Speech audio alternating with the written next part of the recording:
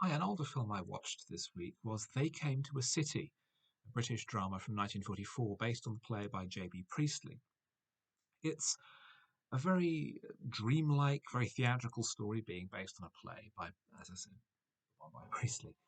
And it starts with a couple of service personnel, a man and a woman, sitting on an English hillside during World War II and wondering if the country will change or if the world will change after the war's over. They're joined by a pipe smoking passerby, Priestley himself, who decides to conduct a thought experiment with them. And together they select 9 people who live a range of working lives around the country. A middle class couple, a charwoman, a banker, an older aristocrat rather, a ship's stoker, a waitress, and 2 others who I've forgotten. An elderly uh, aristocratic lady and her daughter, and they deposit them in this fantasy realm that they've come up with. They find themselves in a wall overlooking a large city, and the characters with their varying backgrounds, varying attitudes to life and politics and each other, debate their environment and the possibility of what might be in the city, and the huge door they find that appears to be the entrance to it. The first half of the film ends with the door opening and the characters going inside, and then after what would presumably be the intermission, the second half has the characters emerging and telling of their experiences in the city and their reactions to it. The city itself is a utopia, some kind of socialist dream where everyone works for the benefit of all, people are happy, everyone has everything they need, and the different characters react to this situation in different ways. Some are thrilled that this situation could exist and want to be part of it. Some are horrified at how common and vulgar the situation is.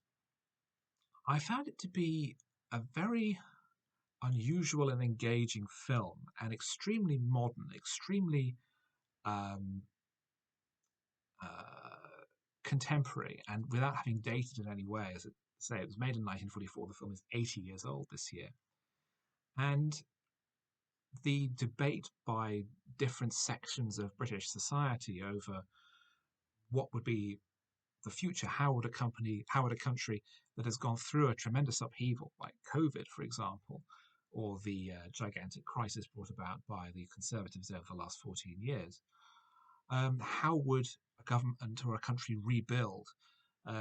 Could it be in the way that the city they find is constructed, in terms of it being for the good of the people, or is that going to impact too many who don't want to share, who only see themselves as being separate, or wanting a bit more than others, or not understanding why anyone else should get a fair shake of the dice? It's very well performed. It was a very impressive ensemble cast as a whole. And I was really drawn in by it, much to my surprise, given how theatrical it was. And the second half of the film is essentially one continuous scene on a relatively small set as the various characters come and go. Some choosing to stay, some choosing to leave, some leaving despite choosing to stay. And I was very impressed overall. It's quite an unusual film, I think quite an obscure one. The direction by Basil Dearden I thought was very strong. It kept it visually interesting and visually engaging. A certain degree of expressionism and theatrical design was used. The whole fantasy world sequence is designed to look very um, unreal and fantastical, even though the characters in it are look perfectly normal and behave perfectly realistically. It's really quite an unusual film, and I would say perhaps the best film that I've seen from that year, unseating my previous leader of The Curse of the Gap People, which is also highly recommended. Um, but it's something quite unique, I think. A very successful translation of a stage play to the cinema, but something that, despite being 80 years old and dealing with what was then very contemporary issues, I don't think is dated very much at all.